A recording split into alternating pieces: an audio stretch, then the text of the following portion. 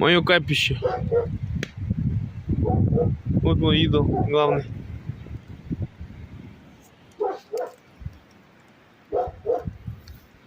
Огонь. Вода. На собаку вообще я что-то даже не обращал внимания. Улетела. Ну так бывало.